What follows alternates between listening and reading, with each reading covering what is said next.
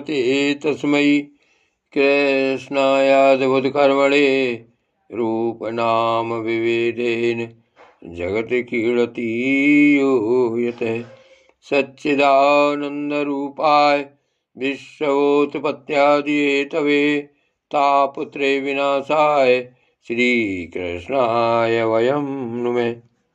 श्रीमद्भागवत महापुराण द्वादश स्कंध अध्याय 12वां।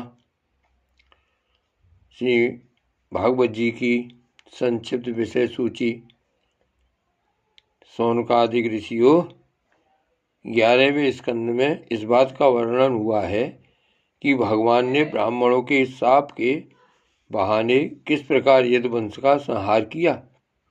इस स्कंद में भगवान श्री कृष्ण और उद्धव का संवाद बड़ा ही अद्भुत है।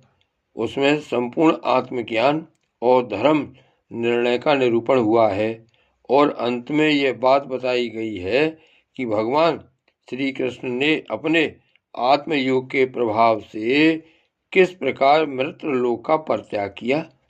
12वें स्कंद में विभिन्न युगों के लक्षण और उनमें रहने वाले लोगों के व्यवहार का वर्णन किया गया है तथा यह भी बतलाया गया है कि कलयुग में मनुष्यों की गति विपरीत होती है। 4 प्रकार के प्रलय और 3 प्रकार की उत्पत्ति का वर्णन भी इसी स्कंद में है।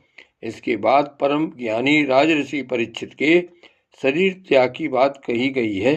तदंतर वेदों के शाखा विभाजन का प्रसंग आया है।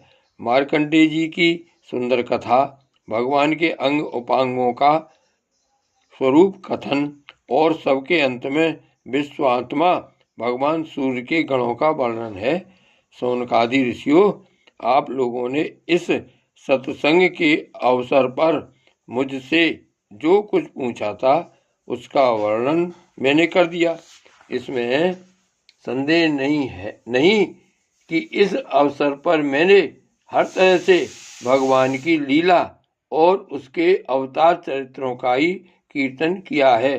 भागवत भगवान की जय।